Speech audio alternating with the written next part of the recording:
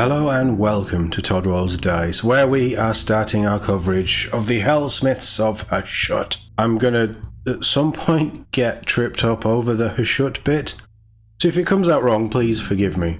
But this is only Monday, so technically the first day of the start of our true previews, as they were only announced for going for pre-order yesterday in Sunday's preview. But we did get an article from Friday, so we're going to run over that first. There is a couple of lore drops that they did in the build-up to this last week. I'm going to ignore those, because I think we already have an idea of what they are. Certainly from the preview show, if you watched it, we kind of know what they're doing and that they're infusing their weapons with demons, and yeah, it's a bit crazy. It's kind of weird fantasy forging stuff, but I absolutely love it. I do like their models, it's just not an army that I'm interested in, which is really weird because normally I'd be tempted to pick up this army box. I think, as I said in the preview, I'd be more interested to pick up a box if I hadn't just ordered the new Kill Team box. There wasn't a few other bits I'm looking at, and also there's some Middle-earth strategy battle game stuff coming soon. Well, hopefully soon. So if there was nothing else, if this was in a vacuum, and if this was a few months ago where the hype was a little bit more real for me, I would be picking this up. For now, I'm going to ignore it, but it might be that we pick up a battle tome and we have a look down the line. That's sort of where I am with it. I'm interested, I want to know more. I'm expecting their rules to be pretty good, but let's be honest, the Age of Sigmar team is pretty good at balancing their game. But this article has a couple of rules and goes into them a little bit more, and then we have another article we're going to look at in this video which gives us a bit more of a look at the individual profiles, I think. So how about we run through this one? This is the Helsmiths of Hashut harness the power of caged demons for a boost on the battlefield. The Helsmiths of Hashut are tyrannical despots who have the audacity to ensnare demons from the realm of chaos and bind them into weapons. Their desire for domination over all things and their view of the realms as a vast stockpile of resources to feed their greedy empire is reflected by their rules in Warhammer Age of Sigmar. The more territory you control, the more power suffuses your forces. They're going to be an elite army then, aren't they? If they have that kind of buffing ability for taking control of places, holding objectives is going to power them up, they're obviously going to be an elite army. That picture there is the army set, so you've got your mortar cannon, your big bull dread thing, 10 warriors, and then the despot. They are nice models, I have to say. When the Zardron head to war, they leave the land in ruin. Units that are out of combat or contesting an objective or terrain piece earn a desolation token at the start of the turn if they don't already have one. These units can harness demonic power at the start of each turn, transforming the tokens into demonic power points, which can then be allocated to anybody but Hobgrots, because the Hobgrots aren't worthy of their crafting prowess and their incredible demon weapons, apparently. By spending a command point, they can also draw on reserves of demonic power in the hero phase, suffusing one unit with additional demonic power points. But what does all this raw energy do? So this is a once per turn army ability that you do at the start of your turn. Harness demonic power. Effect: you must use this ability at the start of each of your turns. Okay, so it isn't a choice. You have to use this ability. Remove all demonic power points for each friendly unit, then gain 1 demonic power point for each friendly desolation token on the battlefield. Then allocate your demonic power points to friendly non-Hobgrot Helsmiths of Hashut units. Each unit can have a maximum of 3 demonic power points. Then all unallocated demonic power points are lost. Designer's note: non-Hobgrot units have abilities that become more powerful depending on how many demonic power points they have. We recommend using coloured dice to keep track of the number of points each unit has. Right, let's try and break this one down then. So you must use this ability at the start of each of your turn. Remove all demonic power points from each friendly unit. But then you gain 1 demonic power point for each friendly desolation token, which you get from Leave the Land in Ruin, which I'm guessing is their army rule. Hopefully, but you gain that by being out of combat, contesting an objective, or a terrain piece. WarCom previews are all over the place. They very rarely give us full rules. They just give us hints of things. So we're just trying to piece together this. But harness demonic power.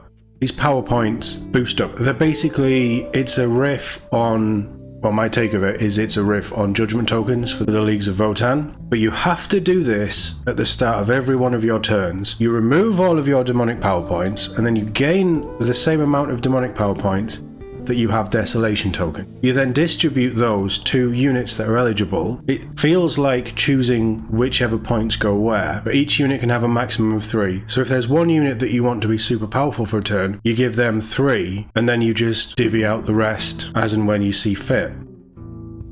Demonic power enables your troops and heroes in unique ways. Take the War Despot. This black-hearted conqueror adds 3 to the control score for units within 6 inches for each point he has. Okay, that sounds pretty good. It's a small radius, but that still sounds pretty good. Infernal cohorts earn demonic resilience, granting a ward save that grows as they swell with power, eventually capping out at ward 5 up or ward 4 up against damage inflicted by prayers and spellcraft. Makes sense that they're resistant to magic. So the War Despot's passive, the Black-Hearted Conqueror. Effect: add 3 to the control scores of friendly Helsmiths of Hashut infantry units while they're wholly within 6 inches of this unit. Add 6 inches to the range of this ability for each demonic power point this unit has. So that will grow to 24 inches. That's a big chunk of the board. Plus 3 to control scores for all infantry units. That's quite a nice ability. You're definitely going to be taking a War Despot because holding those objectives... Well, it says contesting though, didn't it? Well, holding objectives is how you win games. So yeah, I like that. Infernal Cohort's passive, Demonic Resilience. Effect: apply the effect below that corresponds with the number of demonic power points or DPP the unit has. The DPP effect: 1, the unit has a 6 up ward, 2 points it has a 5 up ward, 3 points it has a 4 up ward against damage inflicted by spells, prayers and abilities used by manifestations, otherwise it has a 5 up ward. I think capping that out at 2 is probably going to do you quite well. Unless you're up against a magic heavy, manifestation heavy army, and then obviously that extra point is going to be huge. I quite like this. I like that it's tokens that you generate and then you level up the units that you want to level up. The bipedal dominator engines, forged in the image of Hashut, are fueled by furnaces that roar with a blaze of demon fire. Each allocated point improves that demonic strength, increasing their movement characteristic by 1 inch and their attacks by 1 for each point. A fully powered Dominator engine with Bane Maces can smash out 7 attacks that deal 3 damage, while those equipped with Immolation Cannons can bolster their guns to 8 attacks, and that's before they get to stamp and gore foes in combat. So they're still going to have a combat threat, even the ranged ones. So, ranged weapons, the Immolation Cannons are anti-cavalry +1 rend and shoot in combat, so you're going to want these in combat then. Range 8 inches, 5 attacks base, hits on a 2 up, wounds on a 4 up, 1 rend, d3 damage. And the Bane Maces are charge +1 damage, 4 attacks, base, hits on a 4 up, wounds on a 2 up, 1 rend, 3 damage. That passive, Demonic Strength. Effect: for each demonic power point this unit has, add 1 to its move characteristic and add 1 to the attacks characteristic of its weapon. What was that about strength? By improving Demonic Strength, they gain extra movement and extra attacks. They don't actually gain an increase to wound or to hit. That's fine.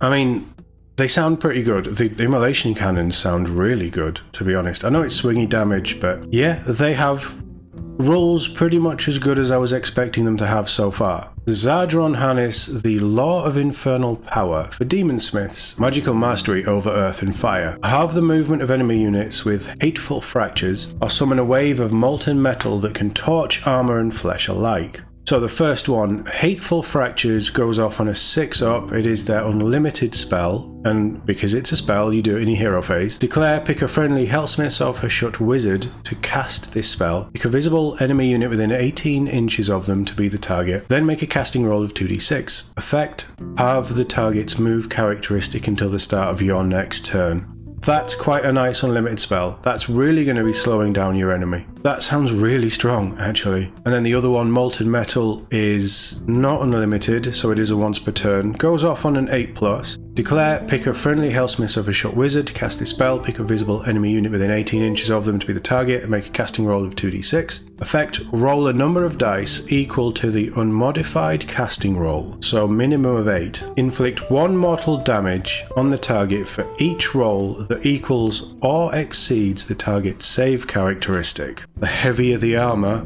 the better their save characteristic, the more wounds you're going to do with that. Wow, that's a really nice twist on that. I love that ability. They're sounding pretty good. I know we're not getting a full picture here, but they sound strong, don't they? By invoking the raging contempt of the Bullfather with prayers of the Scorched Sect, Ashen Elders can summon the black flames of Hashut to incinerate their foes. A particularly scornful Furnace Blessing further tortures the demons bound in your army's weapons, blazing hotter in impotent rage. So these are prayers. The first one, Black Flames of Hashut, goes off on a 4. Declare, pick a friendly Helsmiths of Hashut priest to chant this prayer. Pick a visible enemy unit within 12 inches of them to be the target, then make a chanting roll of d6. Effect, roll a number of dice equal to the number of models in the target unit.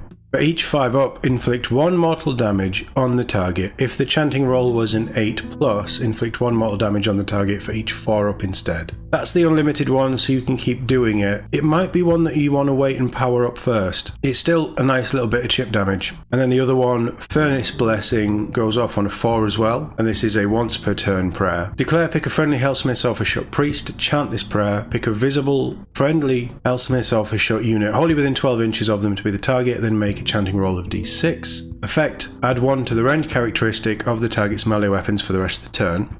If the chanting roll is 8+, that unit's melee weapons also have crit mortal for the rest of the turn. Definitely want to be powering that one up. +1 rend it's good. Don't get me wrong, it is good. But crit mortal as well as that +1 rend, I like it. Lesser units like Hobgrot Vandals are designed to race forward in the deployment phase and create a disposable front line, while Bull Centaurs and Anointed Sentinels thunder into battle with high movement and overwhelming strength. 4 battle formations point to armies of infantry, war machines, mutant centaurs, and scornful sorcerers, providing benefits wherever you pour demonic power into those particular units. Interesting stuff. The prayers sound good.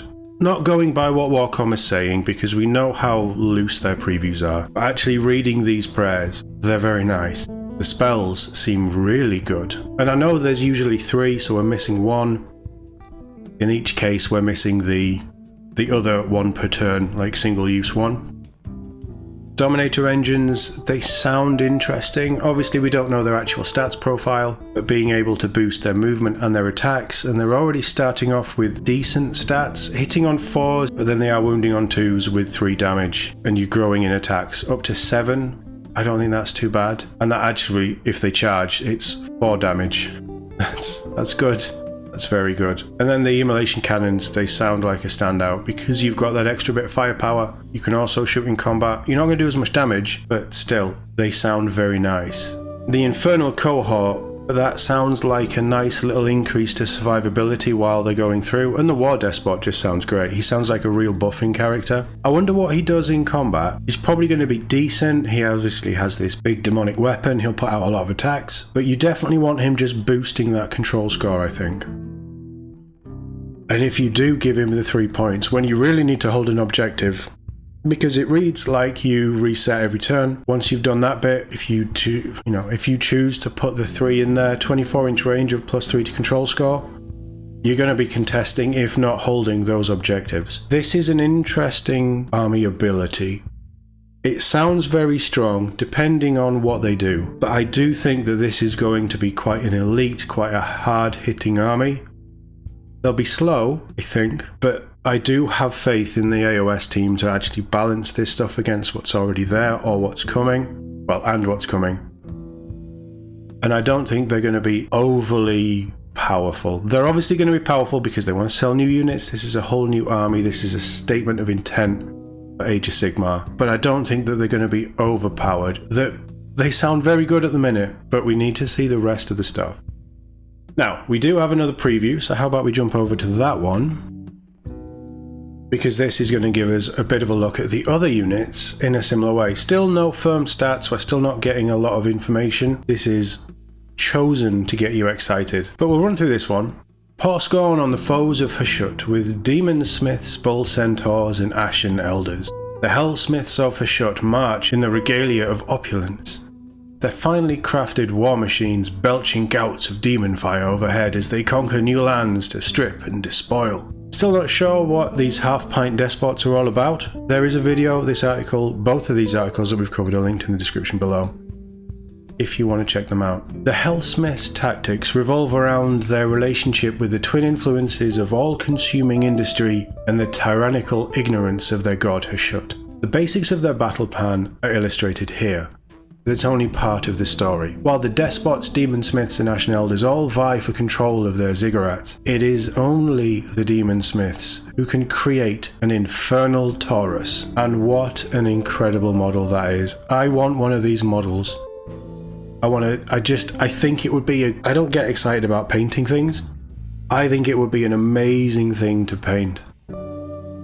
Like the Infernal cohort, Demon Smiths benefit from demonic resilience when allocated demonic power points, or DPP, as we learned in the last article, and the artisan forms of their mounts often lead an unholy stampede of bull centaurs, granting retreat and charge to all nearby cavalry. That sounds pretty good. Resilient horns and hooves are perfect for goring and crushing worthless foes, with charge +1 damage further incentivizing these ignorant sorcerers to get stuck into the thick of it and dominate their enemies.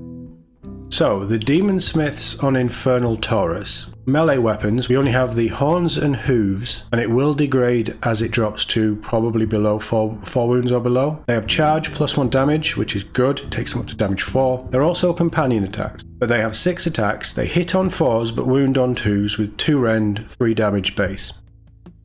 Their passive, Unholy Stampede. Effect: while a friendly Helsmiths of Hashut cavalry unit is wholly within 12 inches of this unit, that unit can use a retreat ability and still use charge abilities later in the turn. Very nice. Fall back and charge, basically. I like it. And to make that even sweeter, no mortal damage is inflicted on that unit by retreat abilities. The aura, the fear of this thing charging towards you means that you lose track of where the enemy in front of you is, and those cavalry units can slip away without retaliation. That is a really strong support ability for cavalry, and I'm definitely seeing a use for this guy just off that ability alone. If you're going to go cavalry heavy, 1 or 2 of these if you can. That 12-inch aura from each model is going to cover a lot of the board, and it looks like you want to get these guys in combat as well. Don't know what the Demon Smiths are actually going to do, but it sounds like, that ability alone is just a really nice buffing piece for other units in your army, as long as they're cavalry units. Not all Demon Smiths have risen high enough in the ranks to earn the right to ride an Infernal Taurus, and most must content themselves schlepping into battle on foot, no doubt planning their own path to ascendancy through the indignity. Their precise mastery over fire and ash, repairing batteries of war machines with molten mending by D3, adding 1 for every demonic power point they hold. That's a nice heal ability then. The Ashen Elders, meanwhile, again a crazy model. That whole petrifying, where they turn into stone. That whole look is really cool. But the Ashen Elders, meanwhile, are venerable preachers who hold a fierce rivalry with their sorcerers of the Helsmith. Their stoked fanaticism allows friendly units to ignore a point of damage, better suffer the wounds of combat than mark yourself as a coward in front of such scornful prelates. So the Demon Smith, his once per turn army ability, you do it in the hero phase, Molten Mending. Declare pick a friendly Helsmiths of Hashut war machine wholly within 6 inches of this unit to be the target. Add 6 inches to the range of this ability for each demonic power point this unit has. Okay, this is a really good ability then. Effect: heal D3 plus X the target, where X is the number of demonic power points that unit has. So that means that this guy can go up to 3 power points, and at that 3 power point stage, it's a 24-inch range, and it's a D3 plus 3 heal. So you're guaranteed to heal 4 minimum, and it's a 24-inch range. That's a hell of a size. That's really good, and a really nice heal for war machines, of which, as we saw in the last article, look like they put out some decent attacks. The Ashen Elder, meanwhile, this is their passive Stoked Fanaticism. Effect: ignore the first damage point allocated to each friendly non-Hobgrot Helsmiths of Hashut unit each phase while it is wholly within 6 inches of this unit. Oh god, it gets worse. Add 6 inches to the range of this ability for each demonic power point this unit has. Another 24-inch range ability, this one ignoring the first damage point. While it doesn't sound like much, that is a nice ability just to have as a passive. That's really good. These guys are sounding stronger and stronger the more that we look at these character models and hero models. Bull Centaurs are also envoys of the temples, mutant beings reared as living demigods due to their likeness to the Bull Father. Both types can improve their charge rolls by 1 for each demonic power point they have earned. The Bull Centaur's Bull Charge thunders into combat with reckless abandon, dealing mortal damage whose potency increases with their demonic power. The Anointed Sentinels are the more reserved Temple Guardians, who can instead strike first in combat with a zealous counterattack. I'm already liking the sound of that. So the Bull Centaurs, any charge phase, Bull Charge. Declare if this unit charged this turn, pick a visible enemy unit within 1 inch of it to be the target. Effect, roll a dice for each model in this unit. Add the number of demonic power points this unit has to each roll. For each 6+, inflict 1 mortal damage on the target. So 6s is pretty high. But bearing in mind, if you power them up, you get a maximum of those 3 power points. You're doing it on 3s. Quite a nice ability, and again, because of how I think the power points work, and correct me if I'm wrong, but how I read it, you reset every turn. You get to choose where you spend them after you've reset that point. So if you didn't do that turn 1 or turn 2, but turn 3 they just had a nailed on charge that you thought you could get the best out of them, you stick 3 on there for that 1 turn, and then you see where everything falls for the next turn. I quite like that. This weird ability of being able to choose what to buff when. I was a bit skeptical about it to start with, but I think it's very powerful. I think it gives you the ability to tactically assess every round. You're not being locked into something, you're not having to build an army a certain way because you have a good amount of flexibility. And let's be honest, in both of these articles, all of these abilities that we've seen that can be boosted by demonic power points, each one of them is really nice.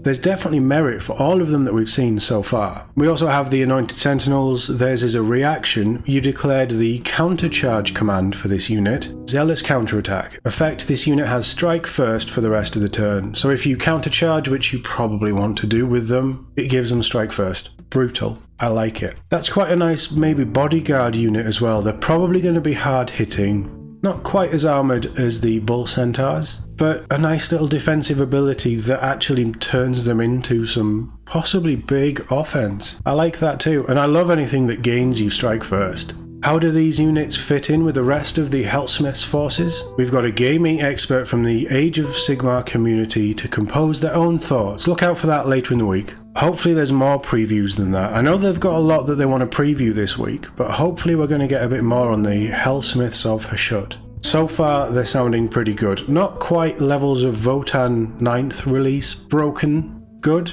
Their abilities, they sound really nice. The stuff that we've seen, the damage that they're going to be able to do, it looks like most of the stuff is going to be hitting on 4s.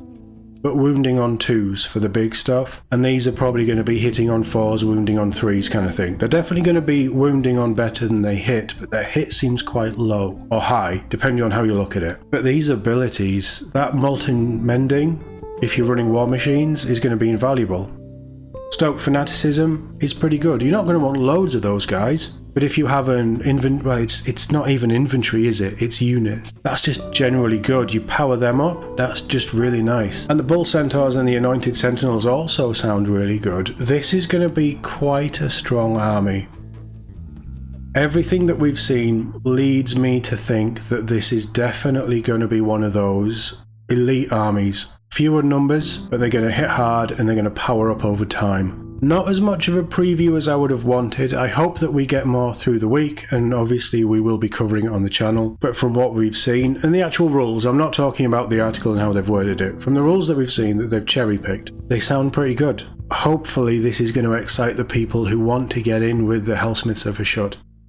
Because they're beautiful models. If the rules are pretty good, that's almost a match made in heaven, isn't it? But let me know what you think off the back of these 2 previews. Are you hoping to pre-order a copy of the Helsmiths of Hashut army box when it goes up on Saturday? Let me know in the comments below. If you've enjoyed this video, please do leave a like or subscribe if you haven't. It does help the channel massively, and I very much appreciate all the support. As always, thank you very much for watching, and I'll see you all in the next one.